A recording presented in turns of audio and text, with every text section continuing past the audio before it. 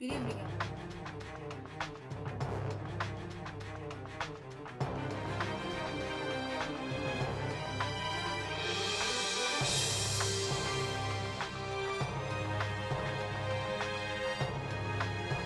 Good evening, everyone.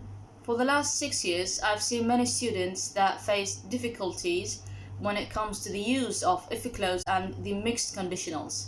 Let's see if that will still your problem after this video. Before talking about the mixed conditionals, let's review quickly the three basic conditional sentences. The first one is real future. Real future means that we're talking about something that will exist or will happen in the future. For example, if I have enough money, I will buy my own studio. Pay me attention. In if clause, we use present tense, but the meaning is about the future. If I have enough money in the future, I will buy infinitive verb my own studio. Second type is present and future unreal. For example, if I had enough money, I would buy my own studio.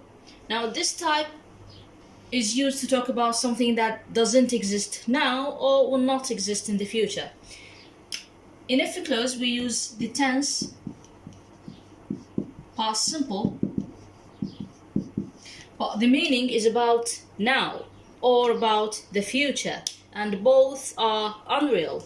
The independent clause is subject, would, and the infinitive form of the verb. The third type is past unreal.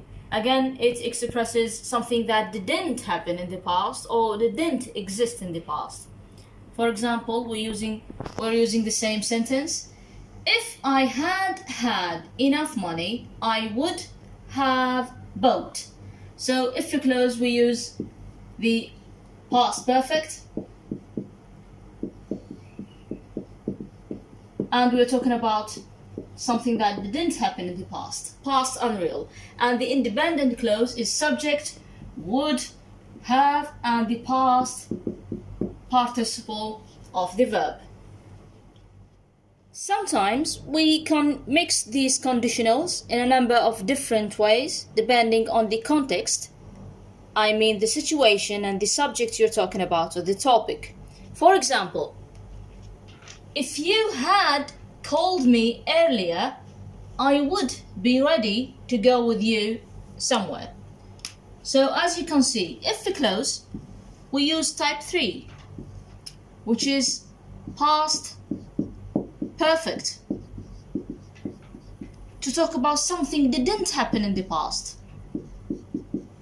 And the independent clause is type 2, would and infinitive verb. So if you called me earlier, you didn't call me.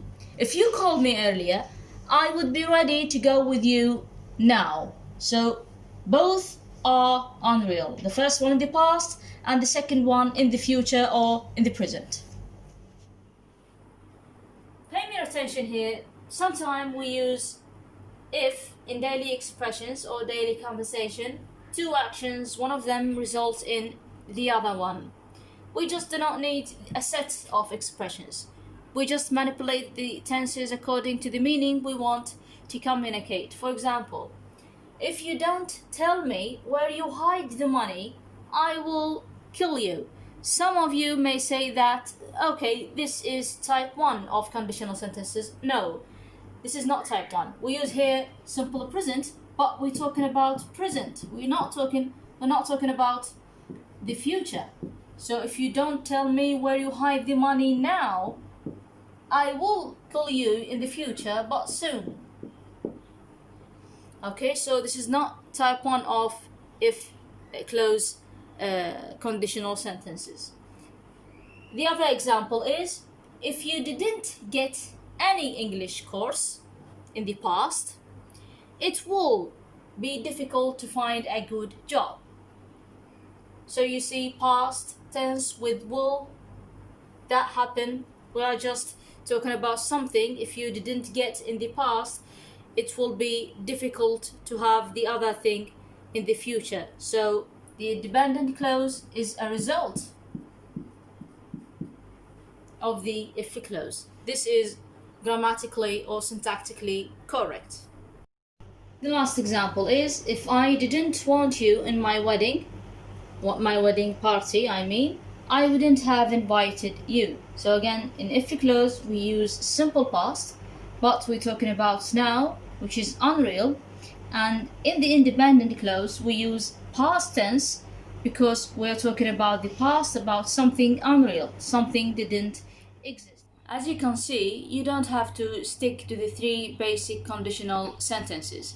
You can manipulate the tenses according to the meaning you want to communicate. I hope that this video has already answered all your questions. That's it for today. Thank you for watching.